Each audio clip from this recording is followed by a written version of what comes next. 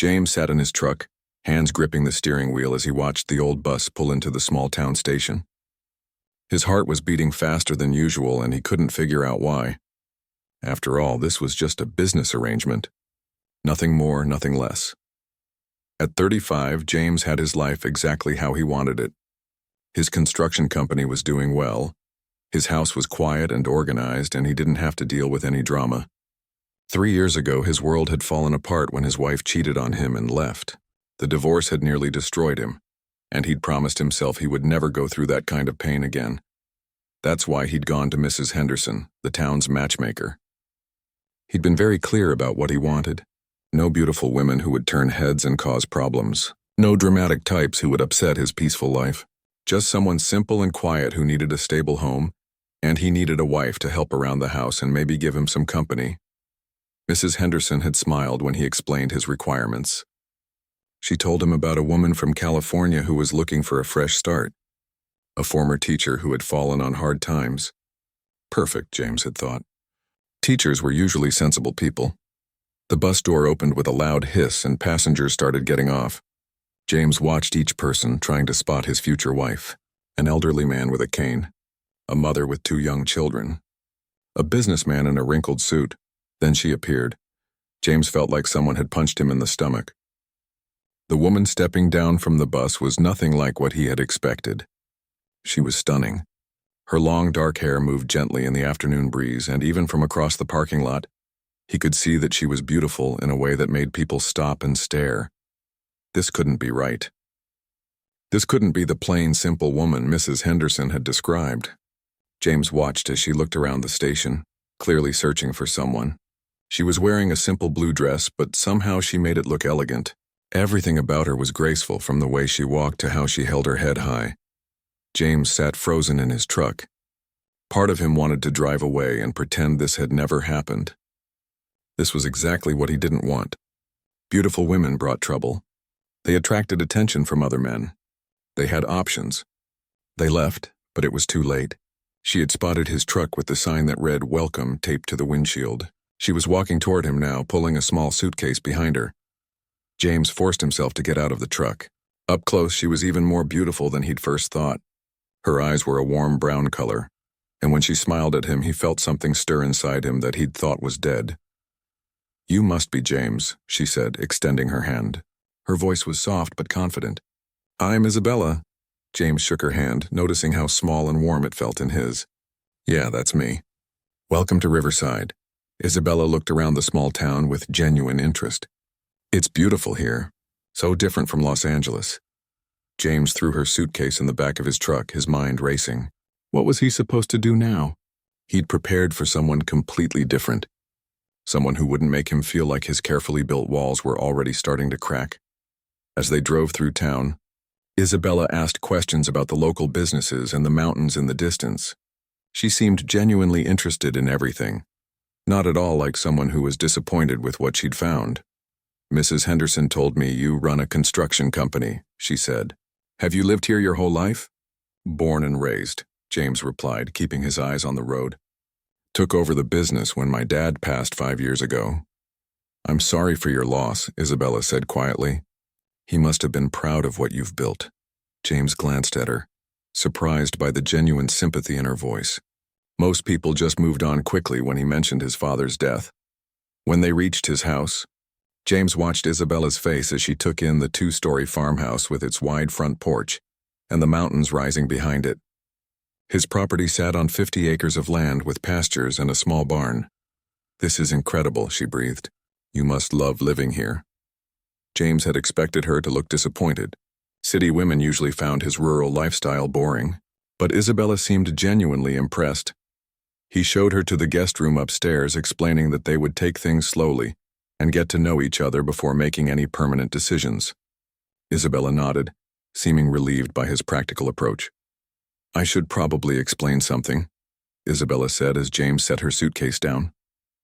"I'm not exactly what Mrs. Henderson probably described." James turned to look at her. "What do you mean?" Isabella sat on the edge of the bed, looking suddenly tired. "I used to teach art at a high school in Los Angeles. I loved my job, loved my students. But budget cuts eliminated the art program and I got laid off. Then my mother got sick with cancer. She paused, and James could see the pain in her eyes. The medical bills were enormous. I spent everything I had trying to save her, but she died 6 months ago.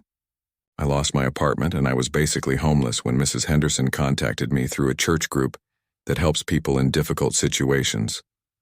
James felt something twist in his chest. This wasn't the simple arrangement he'd planned. This was a real person with real pain, and he wasn't sure he was equipped to handle that. I know this probably isn't what you expected, Isabella continued. Mrs. Henderson said you wanted someone quiet and simple. I can be quiet, and my life is certainly simple now. I just need a chance to start over. James looked at this beautiful, broken woman sitting in his guest room, and he felt all his careful plans starting to fall apart. He'd wanted simple, and instead he'd gotten complicated. He'd wanted plain, and instead he'd gotten stunning. He'd wanted safe, and instead he'd gotten someone who already had his heart beating too fast. We'll figure it out, he heard himself saying. Dinner's at 6. I'll let you get settled. As James walked downstairs, he couldn't shake the feeling that his quiet, controlled life was about to change in ways he wasn't prepared for. Isabella wasn't what he'd ordered, but as he thought about the sadness and strength he'd seen in her eyes, he realized that maybe what he'd ordered wasn't what he actually needed. That evening at dinner, they sat across from each other at his kitchen table, two strangers trying to figure out how their lives had suddenly become connected. James made spaghetti, one of the few things he could cook well, and Isabella complimented him on it even though he could tell she was just being polite. They talked about safe topics. The weather, the town's history, his work, but underneath the polite conversation, James could feel something electric in the air. Every time their eyes met, every time she smiled, every time she laughed at something he said, he felt his defenses weakening. This wasn't what he'd planned. This wasn't safe. This wasn't simple. And that scared him more than he wanted to admit. The first week with Isabella in his house felt like the longest week of James's life. Every morning he would wake up and for a split second forget she was there. Then he would smell coffee brewing downstairs and remember that his quiet, predictable world had been turned upside down. Isabella was nothing like he had imagined. She woke up early and made breakfast, but not in a way that felt like she was trying to impress him. She just did it naturally. Humming softly to herself as she moved around his kitchen, she had a way of making everything feel warmer and more alive. But that was exactly the problem. James found himself taking longer and longer showers, using the cold water to shock his system back to normal. He started leaving for work earlier and coming home later. Anything to avoid spending too much time around her. Because every time he looked at Isabella, every time she smiled at him or laughed at something he said, he felt something stirring inside him that he'd promised himself he would never feel again. It reminded him too much of how he'd felt about Claire, his ex-wife. The way his heart would speed up when she walked into a room. The way he'd found excuses just to be near her. The way he'd thought she was the most beautiful woman in the world, and look how that had ended. Claire had been beautiful too, in a flashy, attention-getting way. She'd turned heads everywhere they went. And at first, James had been proud to be with her. But as the years went on, all that attention had gone to her head. She'd started staying out late, saying she was with friends. She'd become distant and secretive. And then one day, James had come home early from work to find her in their bed with his best friend. The divorce had nearly killed him. Not just because of the betrayal, but because of how completely he'd given his heart to someone who had thrown it away like it meant nothing. He'd sworn he would never be that vulnerable again. But here was Isabella, making him feel things he didn't want to feel, and it terrified him. Isabella, for her part, was dealing with her own confusion. She had expected James to be simple and uncomplicated, but the more time she spent around him, the more she realized how wrong she'd been. Yes, he was quiet and serious, but there was so much more beneath the surface. She'd seen him stop his work to help his elderly neighbor Tom fix a broken fence. She'd watched him be patient with his young employee who'd made a costly mistake. She'd found him late one night reading in his study, surrounded by books on everything from history to poetry. This wasn't the simple rancher she'd prepared herself for. This was a complex, intelligent man who seemed to be running from something, and she was starting to understand what that something might be. She'd noticed how he tensed up whenever she came too close, how he avoided looking directly at her for too long, how he seemed almost afraid of her, which didn't make any sense since he was bigger and stronger and this was his house, his town, his life. Unless he wasn't afraid of her exactly. Maybe he was afraid of what she represented. Isabella understood fear. She'd been living with it for months now, ever since her mother had died and her world had fallen apart. Fear of being alone, fear of not being strong enough to start over, fear that she'd never find a place where she belonged again. But there was another kind of fear she recognized in James's eyes. She'd seen it in her own mirror back in Los Angeles during the last few months of her relationship with Carlos. Carlos had been charming and handsome and exciting. For 2 years, Isabella had thought she was lucky to be with him. But slowly he'd started tearing her down, commenting on her appearance, criticizing her dreams of being an artist, making her feel like she wasn't good enough, smart enough, pretty enough. The relationship had ended when she'd finally found the courage to leave, but the damage had been done. Carlos had made her doubt everything about herself, including whether she deserved to be loved. Looking at James now, she wondered if someone had done something similar to him. Made him believe that wanting something beautiful or wonderful was dangerous. Made him think that playing it safe was better than taking a chance on something real. 2 weeks into their arrangement, Isabella made a decision. She set up a small easel in the barn and started painting again. She hadn't touched a brush since her mother had gotten sick, but being in this beautiful place surrounded by mountains and open sky made her fingers itch to create something. James found her there on a Saturday afternoon. He'd been looking for a tool and stopped short when he saw her standing in front of a canvas, completely absorbed in her work. She was painting the view from the barn door, the pasture with the mountains rising behind it.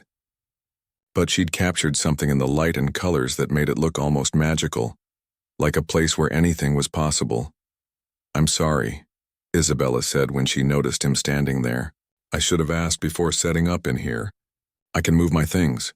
"No," James said quickly. "It's fine. You're really good at this." Isabella smiled, and James felt that familiar flutter in his chest. "Thank you. I've missed it. Teaching was great, but I didn't have much time for my own art." James stepped closer to look at the painting, and Isabella caught a hint of his cologne mixed with the smell of sawdust and honest work. It was a good smell, masculine and reassuring. "Why did you stop?" James asked. "Life got in the way, I guess," Isabella said softly. "When Mom got sick, everything else seemed less important. And after she died, I couldn't find the inspiration anymore." "What changed?" James asked. Isabella looked out at the view she'd been painting, then back at him. "This place. It's like it's been waiting for someone to notice how beautiful it is." James felt something crack inside his chest. The way she was looking at him when she said it made him think she wasn't just talking about the landscape. That night at dinner, they talked more than they had since she'd arrived. Isabella told him about her students and how much she'd loved teaching them to see the world differently through art. James found himself telling her about his father and how he'd built the construction business from nothing. Sounds like he was a good man. Isabella said. "He was," James replied. "He always said that if you're going to do something, you should do it right or not at all." "I try to live by that." "Is that why you wanted someone simple?" Isabella asked gently. "To make sure you could do marriage right this time?" James looked up sharply, surprised by her directness. "Mrs. Henderson told you about my divorce?" "She mentioned you'd been married before," Isabella said carefully.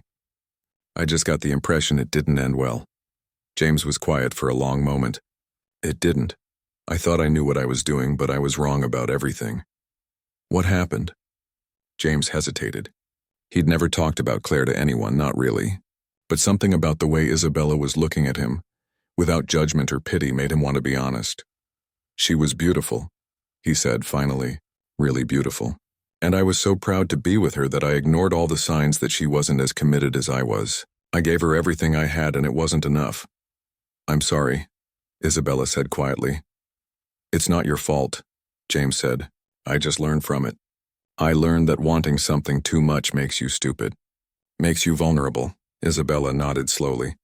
"Carlos used to tell me that I dreamed too big.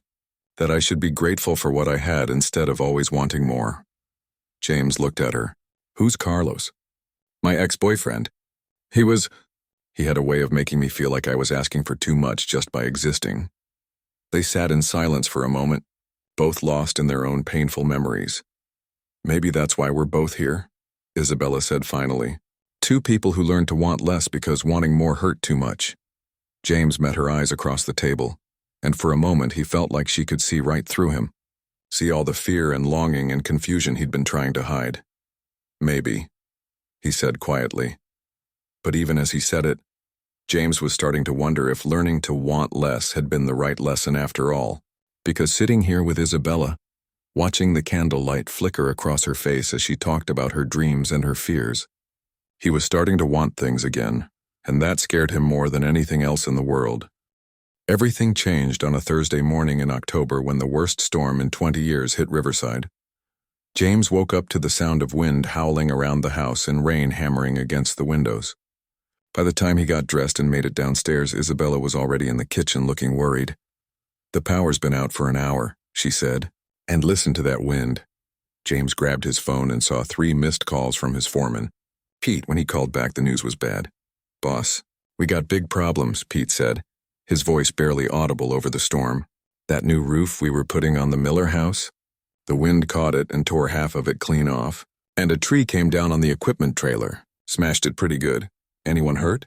James asked, his stomach dropping. "Well, that's the thing. I was trying to secure some materials when a piece of debris hit me in the head. I'm at the clinic now. Doc says I probably have a concussion. I can't drive and I sure can't work." James closed his eyes. The Miller project was his biggest contract this year, and they were already behind schedule. If the house got water damage from the storm, it would be a disaster. "Don't worry about it, Pete. Focus on getting better. I'll handle everything else." James hung up and explained the situation to Isabella. He grabbed his keys and headed for the door, but Isabella stopped him. "Wait," she said. "You can't handle all of this alone. Take me with you." "Isabella, this isn't going to be pretty. It's dangerous work and—" "I'm not made of glass," she said firmly. "And you need help. 2 people can do more than one." James wanted to argue, but the truth was he did need help, and something about the determined look in Isabella's eyes told him that arguing would be a waste of time. The drive to the Miller house was terrifying. Trees were down across several roads, and James had to take detours that added an hour to what should have been a 20-minute trip. Isabella sat quietly beside him, watching the storm rage outside, but she didn't complain or ask him to turn back. When they finally reached the construction site, James felt sick. The damage was worse than Pete had described. The roof that his crew had been working on for 2 weeks was mostly gone. Twisted metal and broken wood scattered across the property. The equipment trailer looked like a giant had stepped on it. But worst of all, rain was pouring into the house through the damaged roof. "Oh no," Isabella breathed. James was already moving, pulling tarps and emergency supplies from his truck. "We need to cover the openings before the whole interior gets ruined," he shouted over the wind. For the next 6 hours, James and Isabella worked in the storm. They climbed onto the damaged roof and stretched heavy tarps across the gaps, securing them with rope and weights. Isabella proved to be fearless, following James across slippery beams and helping him maneuver materials that were heavy and awkward. She didn't complain when her clothes got soaked through. She didn't hesitate when James asked her to climb up to dangerous spots. She just worked, steady and reliable, like she'd been doing construction her whole life. By late afternoon, they had managed to protect the interior of the house from further damage. James's other crew members had started showing up as the storm began to calm down, and they worked together to clean up the worst of the debris. It was almost dark when James and Isabella finally made it back to the truck. They were both exhausted, soaked, and covered in mud, but they had saved the Miller project. "I can't believe you did that," James said as they drove home. "Did what?" Isabella asked. "All of it. You could have been seriously hurt up there. Why did you risk it?" Isabella was quiet for a moment. "Because it mattered to you," she said simply, "and because I wanted to help." James felt something shift inside his chest. He'd spent the day watching Isabella work alongside him, never complaining, never backing down, never making him feel like he had to protect her from the hard parts of his life. She just stepped up and done what needed to be done. It was the opposite of everything he'd experienced with Claire, who had always found reasons to avoid anything difficult or unpleasant. When they got home, James insisted that Isabella take a hot shower first while he made them something to eat. But when she came back downstairs wearing his old sweatshirt and a pair of his sweatpants, her hair still damp and her face glowing from the hot water. James felt his breath catch. She looked beautiful. But more than that, she looked like she belonged here, in his kitchen, in his clothes, in his life. "Thank you," he said quietly. "For what?" "For today. For helping me save the project. For not running away when things got hard." Isabella smiled. "Where would I run to? This is my home now, too." The word home hung in the air between them, and James realized that somewhere along the way this had stopped being a business arrangement, at least for him. Over the next few days, as they worked together to help the town recover from the storm, James found himself seeing Isabella in a completely new light. She organized meal trains for families whose homes had been damaged. She helped elderly neighbors clean up their yards. She even set up a small art therapy group for children who had been scared by the storm. And through it all, she never asked for anything in return. She just gave freely and generously, like it was the most natural thing in the world. One evening, James found her in the barn again, working on a new painting. This one was different from the landscape she'd been working on before. This one showed the Miller house during the storm, with two figures on the roof working to cover it with tarps. "Is that us?" James asked. "Maybe," Isabella said with a small smile. "I wanted to capture the moment when everything felt possible." James studied the painting. She'd made the storm look dramatic and powerful, but not destructive. The two figures looked strong and determined, working together against the wind and rain. "You made us look like heroes," he said. "That's how it felt to me," Isabella replied. "Like we could handle anything as long as we were working together." James felt that crack in his chest widen a little more. For weeks he'd been fighting his attraction to Isabella, telling himself it was dangerous to want something so beautiful. But looking at this painting, seeing how she'd captured not just what they'd done but how it had felt to do it together, he started to wonder if he'd been fighting the wrong battle. Maybe the danger wasn't in wanting Isabella. Maybe the danger was in not admitting that he already did. That night, when Isabella got sick with a fever, James felt his world tilt again. He found her in the morning, burning up and barely able to get out of bed. The doctor said it was just a bad flu, but James felt panic rise in his throat. He'd spent so much energy trying to keep his distance from Isabella that he hadn't prepared himself for the possibility of losing her. For 3 days, he barely left her side. He brought her soup and medicine. He put cool cloths on her forehead when the fever spiked. He read to her when she was too weak to sleep but too sick to stay awake. On the second night, when her fever was at its worst, Isabella started talking in her sleep. "I'm not good enough," she mumbled, her voice thick with exhaustion. Carlos was right. "I want too much. I'm too much." James felt anger burn in his chest. Not at Isabella, but at whoever had made her feel like wanting things, wanting love, was somehow wrong. "You're perfect," he whispered, smoothing her hair back from her face. "You're everything." Isabella's eyes fluttered open, and for a moment James thought she might have heard him. But then her fever broke, and she fell into a peaceful sleep. When Isabella finally recovered, something had changed between them. The careful distance they'd maintained was gone, replaced by something warmer and more honest. They started cooking dinner together instead of taking turns. They talked late into the evening about everything and nothing. James found himself sharing stories about his father and his childhood that he'd never told anyone. And Isabella, slowly but surely, started opening up about her dreams again. She talked about the art studio she'd always wanted to open, about teaching children to see the world through creative eyes, about the paintings she wanted to create if she ever felt brave enough to try. "Why wouldn't you feel brave enough?" James asked one evening as they sat on his front porch, watching the sunset paint the mountains pink and gold. "Because wanting things has always led to disappointment," Isabella said quietly. "My parents wanted me to be a teacher because it was stable and safe. Carlos wanted me to want less so I wouldn't outgrow him. I learned that it was easier to keep my dreams small." James was quiet for a moment. "What if someone wanted you to dream bigger instead of smaller?" Isabella looked at him, and James felt that flutter in his chest again. But this time, instead of fighting it, he let himself feel it. "I guess I'd wonder what the catch was," she said softly. "What if there wasn't one? What if someone just wanted to see you happy?" Their eyes met across the porch, and James felt like they were having two conversations at once. The words they were saying and the words they weren't quite ready to say yet. But for the first time since Isabella had stepped off that bus, James wasn't afraid of what those unspoken words might be. He was starting to think that maybe, just maybe, they might be worth the risk. James was fixing a broken fence post behind the barn when he heard the car pull up in his driveway. He wasn't expecting anyone, and visitors were rare enough that he always checked to see who it was. When he walked around to the front of the house, he stopped dead in his tracks. Claire was standing next to a shiny red convertible, looking exactly like she had 3 years ago. Maybe even better. Her blonde hair was perfectly styled, her makeup was flawless, and she was wearing a dress that probably cost more than most people made in a month.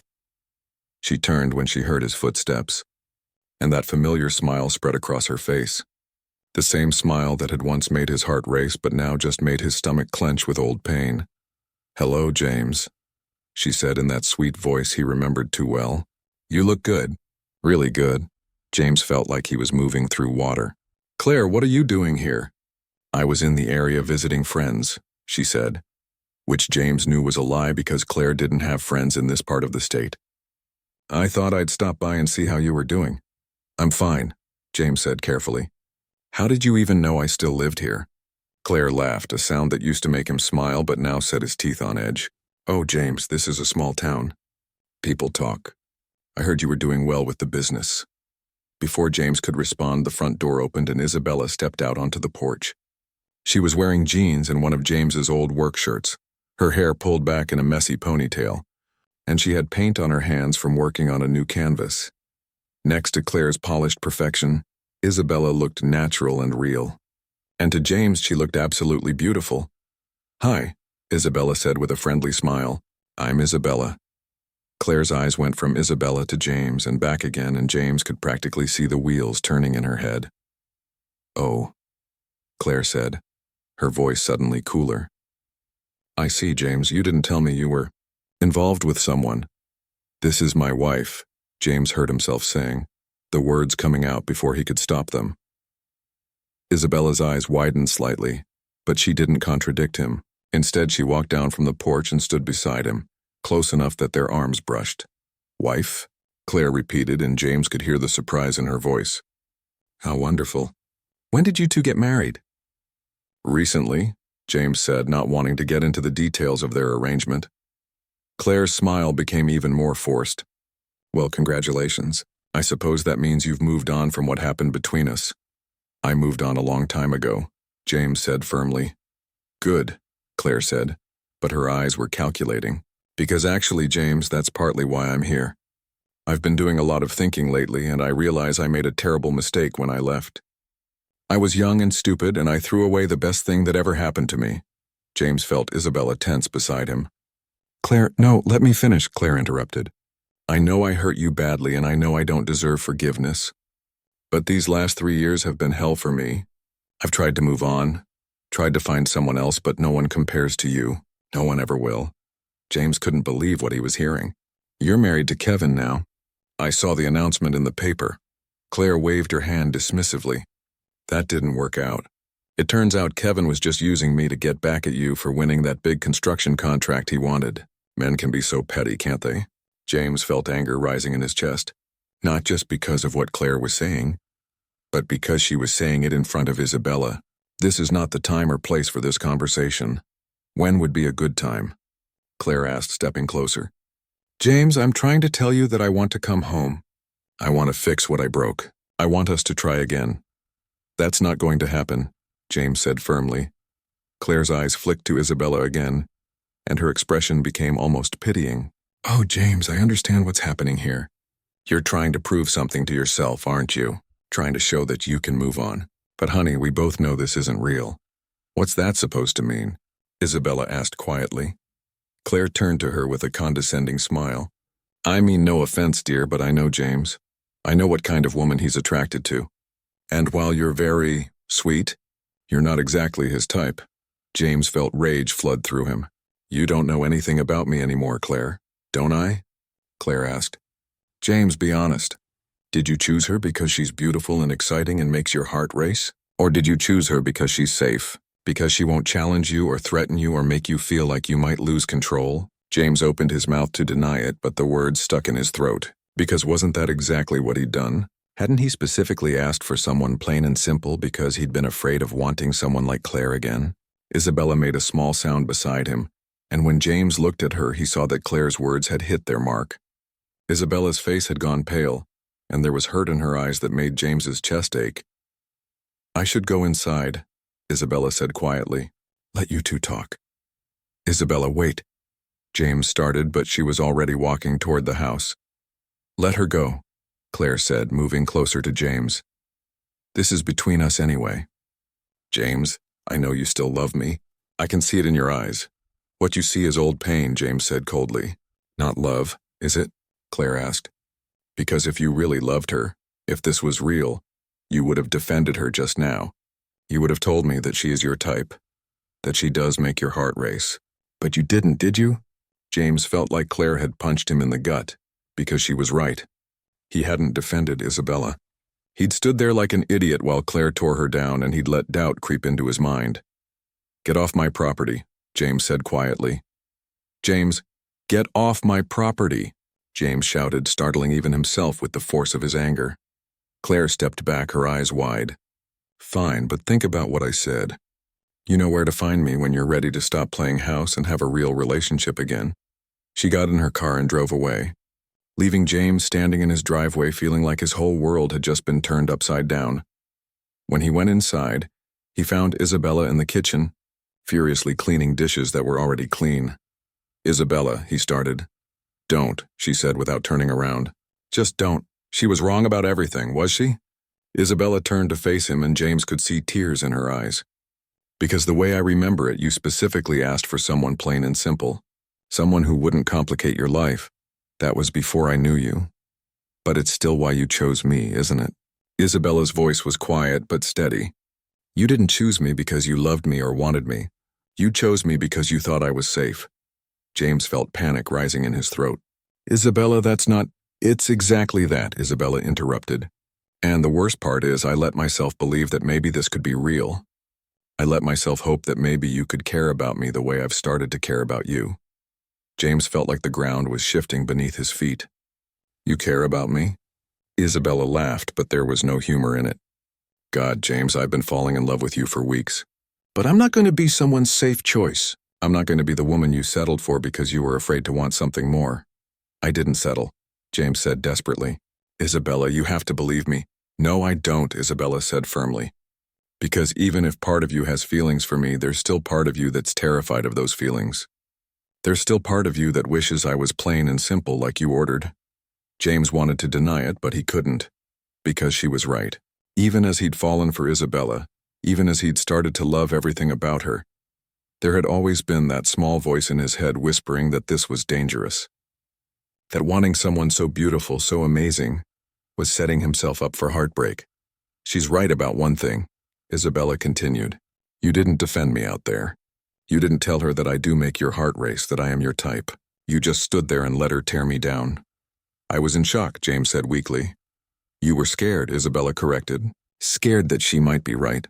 Scared that deep down you still want her more than you want me." "That's not true, isn't it?" Isabella asked. "Because if you had to choose right now, if you had to decide between the safe love you think we could have and the passionate love you had with her, which would you choose?" James opened his mouth to answer, but the words wouldn't come. Because the truth was, he didn't know. The truth was, Claire's words had awakened all his old fears, all his old doubts about whether he was brave enough to love someone completely. Isabella saw his hesitation, and something in her face closed off. "That's what I thought," she said quietly. "I'll be out of your house by tomorrow." "Isabella, please, I'm done being someone's safe choice." "James, I'm done letting people make me feel like wanting love. Real love is asking for too much." She walked past him toward the stairs, then stopped and turned back. "For what it's worth," she said, "I think you're making a mistake. I think what we could have together would be worth the risk. But you have to believe that too, and you don't." That night, James lay awake staring at the ceiling, replaying the day over and over in his mind. Claire's words, Isabella's tears, his own cowardly silence when he should have spoken up. He thought about the weeks since Isabella had arrived. James watched from his bedroom window as Isabella loaded her suitcase into the back of Tom's old pickup truck. His elderly neighbor had offered to drive her to the bus station, and James could see the concern on the old man's face as he helped her with her things. Isabella was leaving, and James was letting her go. For 3 days after Claire's visit, James had been a mess. He'd barely eaten, couldn't focus on work, and spent most of his time staring at the paintings Isabella had left behind in the barn. The landscape of his property looked different now that she wasn't here to see it through her eyes. Everything looked gray and flat, like the color had been drained out of his world. He'd tried to convince himself that this was for the best, that Isabella deserved better than a man who was too scared to love her the way she deserved to be loved. But deep down, he knew that was just another excuse, another way of playing it safe. The truth was, he was a coward. Tom's truck was pulling down the driveway when James finally found the courage to move. He ran downstairs and out the front door, but by the time he reached the road, they were already too far away to catch. James stood there in the dust kicked up by the truck, feeling like the biggest fool in the world. That afternoon, he drove into town to pick up supplies for a job, trying to pretend everything was normal. But at the hardware store, Mrs. Henderson was waiting for him. "James Miller," she said, hands on her hips. "What have you done?" "What do you mean?" James asked, though he had a pretty good idea.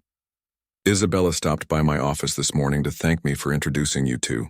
That poor girl was heartbroken, James. What happened?" James didn't want to get into it, but Mrs. Henderson had been like a second mother to him since his own mother had passed. She wasn't going to let this go. "My ex-wife showed up," he said finally. "She wants to get back together." Mrs. Henderson's eyes widened. "And you're considering it?" "No," James said quickly. "I mean, I don't know. Maybe. She made some good points about why Isabella and I don't make sense together." Mrs. Henderson stared at him like he'd grown a second head. "James Miller, are you out of your mind? That girl's crazy about you. Anyone with eyes can see it." "But she's too good for me," James said quietly. "She's beautiful and talented, and she could have anyone. Why would she want to stay in this small town with someone like me?" "Because she loves you, you idiot," Mrs. Henderson said bluntly. "And because you love her too, whether you're brave enough to admit it or not." James felt something crack inside his chest. What if I'm not enough? What if she gets bored or finds someone better? Mrs. Henderson's expression softened. "Oh, honey, is that what this is about? You think love is about being enough for someone? Isn't it?" "No, sweetheart. Love isn't about being enough. Love is about choosing to grow together. It's about finding someone who makes you want to be better than you are, and then doing the work to become that person." James thought about Isabella and how she'd made him want to be braver, kinder, more open to possibilities. How she'd seen potential in him that he hadn't even known was there. "Claire never made me want to be better," he said slowly. "She made me want to be more, to have more, but never to be better." "And Isabella?" James felt tears sting his eyes. "Isabella makes me want to be the kind of man who deserves her, even when I'm scared I'll never get there." Mrs. Henderson smiled. "That's how you know it's real love, honey. Real love challenges you to grow. It doesn't just accept who you are now. It sees who you could become." James left the hardware store with more than just supplies. He left with a clarity he hadn't felt in days, but when he got home, Isabella was already gone. He called the bus station, but they told him the afternoon bus to Los Angeles had already left. He'd missed her by less than an hour. That evening, James sat in his empty house, surrounded by reminders of Isabella. Her coffee mug in the sink, the book she'd been reading on the coffee table, the smell of her shampoo still lingering in the guest bathroom. He thought about calling her, but he didn't even have her phone number. He thought about driving to Los Angeles to find her, but he had no idea where she might be staying. It seemed like he'd lost his chance. The next morning, James was getting ready for work when he heard a commotion outside. He looked out the window and saw Claire's red convertible in his driveway again, but this time she wasn't alone. There was a man with her, someone James didn't recognize. When he went outside, Claire was standing next to the car with a satisfied smile on her face. "James," she said sweetly, "I wanted you to meet my friend David. He's a photographer from Los Angeles." David stepped forward with a camera in his hands. "Claire hired me to document her reunion with her husband," he said. "For social media. She said you two were getting back together." James felt anger burn in his chest. "We're not getting back together, and I'm not her husband. We're divorced." Claire's smile faltered. James, don't be silly. I told you yesterday that I wanted to work things out. And I told you to get off my property, James said firmly. The answer is no, Claire. It's always going to be no. But what about that little arrangement of yours? Claire asked, her voice turning nasty. I heard your wife left you already. That didn't last long, did it? Isabella didn't leave me, James said, surprised by the conviction in his own voice. I let her go. But I'm going to get her back. Really? Claire laughed. And how exactly are you going to do that? You don't even know where she is. James looked at Claire, really looked at her, and realized that he felt nothing. No anger, no hurt, no lingering attraction. Just a kind of sad pity for someone who thought love was about winning and losing instead of growing and sharing. You're right, he said. I don't know where she is. But I'm going to find her, and I'm going to tell her that I love her. Really love her. Not because she's safe, but because she's amazing. Because she makes me want to be the best version of myself. Claire's face twisted with anger. She's not even that pretty, James, and she's poor. What can she possibly give you that I can't? Everything, James said simply. She can give me everything. Claire stared at him for a moment, then got back in her car. You'll regret this, she said. When you're stuck in this nowhere town with your little nobody wife, you'll remember what you gave up. I already know what I gave up, James said. And it wasn't you. After Claire left, James drove straight to Mrs. Henderson's office. I need to find Isabella, he said without preamble. Mrs. Henderson looked up from her desk with a knowing smile. Finally came to your senses, did you? I never should have let her leave. I love her, Mrs. Henderson, really love her, and I want to spend the rest of my life proving it to her. Mrs. Henderson reached into her desk drawer and pulled out a piece of paper. She's staying at the YWCA in Los Angeles while she looks for work. She gave me her information in case any other clients needed an art teacher. James took the paper like it was made of gold. Thank you. James? Mrs. Henderson called as he headed for the door. Don't mess this up again. The drive to Los Angeles took 8 hours, but James barely noticed. His mind was racing with everything he wanted to say to Isabella, all the words he should have said before she left. When he finally found the YWCA, it was almost midnight. The desk clerk told him that visitors weren't allowed after 10 p.m., but James could see something in his face that made her bend the rules. Room 237, she said quietly, but if she doesn't want to see you, you have to leave. James took the stairs 2 at a time. When he reached Isabella's door, he stopped and took a deep breath. This was it. This was his chance to fight for the best thing that had ever happened to him. He knocked softly. After a long moment, Isabella's voice came through the door. Who is it? It's me, James said. It's James. There was silence for so long that James thought she might not open the door. Then he heard the chain rattle, and Isabella appeared in the doorway. She was wearing pajamas and her hair was messy like she'd been sleeping. But to James, she looked absolutely beautiful. What are you doing here? She asked quietly. I came to tell you that I love you, James said, the words tumbling out before he could stop them. I came to tell you that Claire was wrong about everything, and I was an idiot for not saying so when she was standing right there. Isabella's eyes widened, but she didn't say anything. I came to tell you that you do make my heart race, James continued. You are exactly my type. You're brave and kind and talented and beautiful, and I've been falling in love with you since the day you stepped off that bus. James, I know I messed up, he said quickly. I know I let my fear make me weak when I should have been strong. But I'm here now, and I'm telling you that I don't want safe love. I want real love. I want the kind of love that challenges me and scares me and makes me want to be better than I am. Isabella leaned against the doorframe, and James could see tears in her eyes. I want to wake up every morning and see your paintings in our barn, he said. I want to help you open that art studio you've always dreamed about. I want to grow old with you and never stop being amazed by the way you see the world. Our barn? Isabella asked softly. Our everything, James said. If you'll have me. If you'll come home. Isabella was quiet for a long moment, and James felt his heart hammering against his ribs. What about Claire? She finally asked. What about her? James said. I don't love Claire. I probably never really did. I loved the